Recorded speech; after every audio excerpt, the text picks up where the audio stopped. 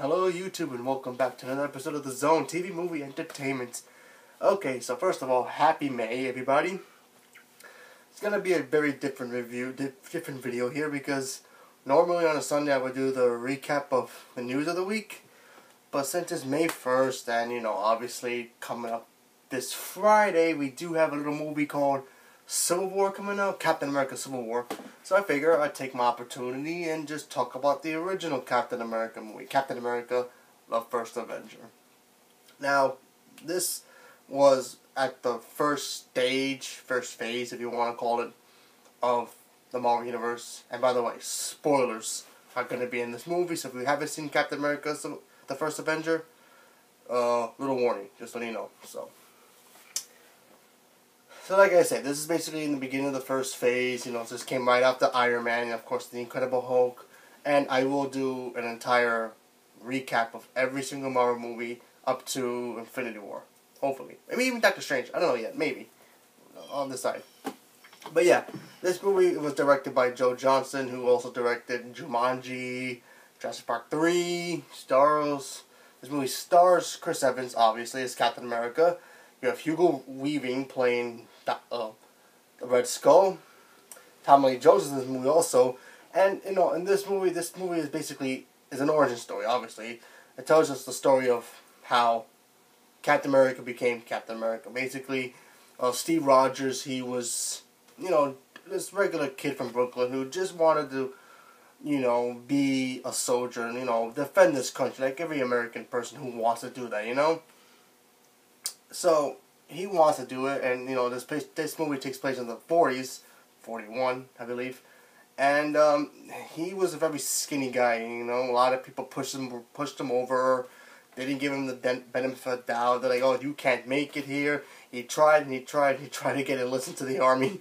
They kept denying him because he was too small, he had asthma, it was chaotic for him, and he never kept giving up because, he decided, what, I'm going to find a way to get into this war. I want to fight some Nazis and help my country defend, help my fellow man and defend the country that he loves so much. And even to the point where even his best friend, who's, obviously Bucky Barnes, who's also ends up being the Winter Soldier, played by Sebastian Stan, he tells him, what, you can't do it, but you know what, he also still encourages him to do it, so.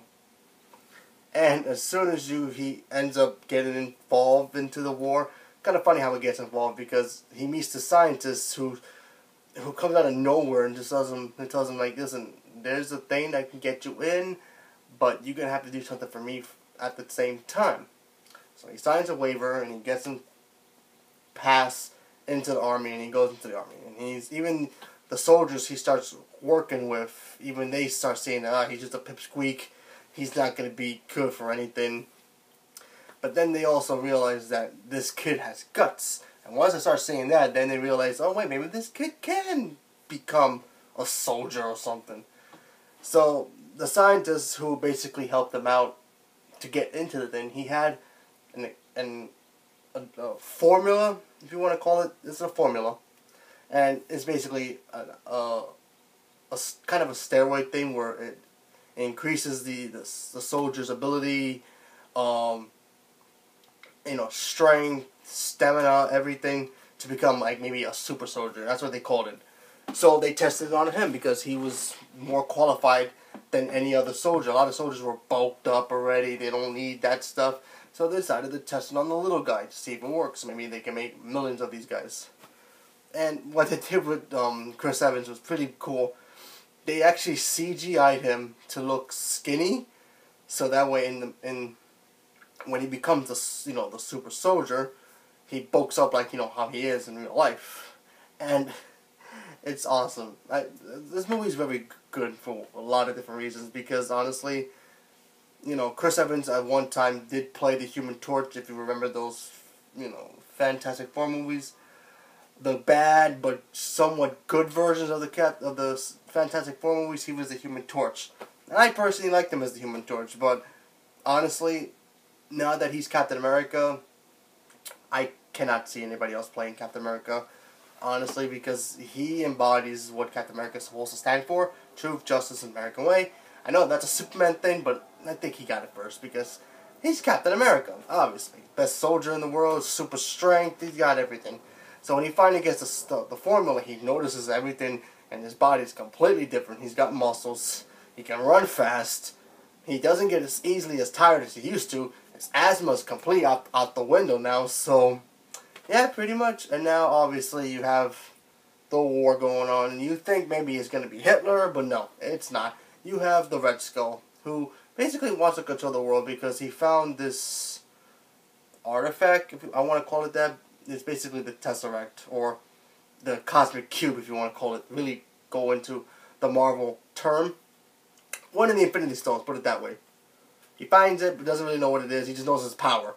And he decides he wants to destroy everything. So, what happens? You gotta have Captain America go in there and fight him, and there you go. Like I said, I really like this movie a lot for showing us what World War II was like in a comic book way. You know, obviously, World War II is a very serious subject.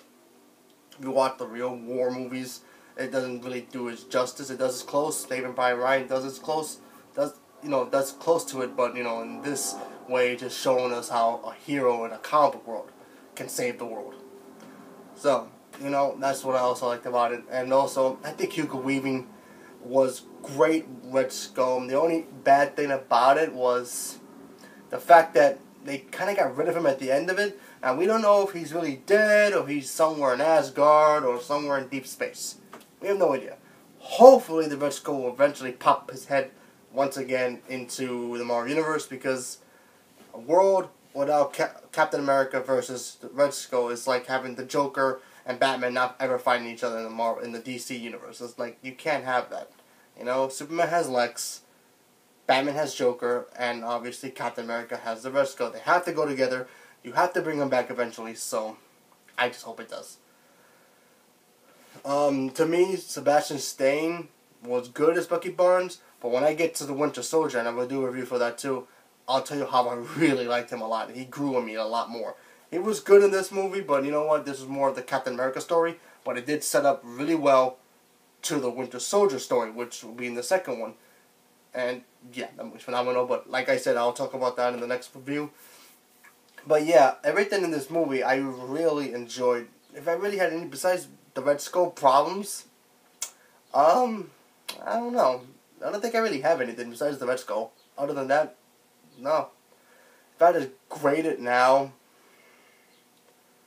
I'll probably give it a 9. Like I said, I really enjoy this film. It's great. It's a great way to look at the Captain America franchise. By itself, if there was no Iron Man, there was no Hulk yet, and they started with Captain America, it would have been perfect, because honestly, it sets up his storyline really well, and then it goes into the Winter Soldier, and then obviously into the new one. It really sets up its own trilogy, and it's really good. I have yet to see Civil War. I'm seeing it Thursday, so hopefully it's good. But yeah, I'm pretty sure it will be. But yeah, like I said, I think it's a great film in its own. It's a great comic book movie too, and it really shows what Captain America really is, and how cool he is too. And also the shield, the way he gets the shield is like phenomenal. Because Howard Stark is in this movie. Forgot to mention that. Who is obviously Tony Stark's father. He gave him the shield. He invented it in a circular way. Because, vibranium is very rare metal. You can only get in Wakanda, and, Black Panther's in the new one. So maybe we'll see some more. But yeah, he gets it there, and, even Agent Carter's in this movie. I forgot her name. Helen, I'm probably butchering her name, Arias. I probably butchered that name, I apologize. But yeah, she's in it too. She's great, obviously. And even Tommy Lee Jones was awesome. He played the general. He's like, nah, this kid won't work. I don't buy it. And then it starts to grow on him a lot. So yeah, he was funny in the movie. Kind of sticked out a little bit because when you saw Tommy Lee Jones, that's like when you start to notice like really big actors started going into these movies. From him, Michael Douglas, Natalie Portman, a lot of actors. Anthony Hopkins. You name it, a lot of people are in here. Pretty soon we're going to get all the great actors in this movie. Maybe Al Pacino one day. You never know. Who knows with these Marvel movies. But yeah, it ties in really well with all this. And obviously, this has the best after credit ever because it's actually a trailer to the Avenger movie. So that's a big thumbs up. I remember watching it, I was like, oh my god, I'm watching the Avenger trailer. It was attached to Captain America Civil War. I mean, sorry, First Avengers. See, I already got the new one in my head already. Can't wait for that movie. It was attached to it. So when I watched it, I was like, oh my god, next year? Oh, I want it now. And then when you finally get it, I'm like, yay, it's one of the best movies ever. But yeah, Captain America First Avenger, it's awesome. Go check it out and let me know what you think about it. And if you've seen it, and what do you think about it? Just let me know what you think.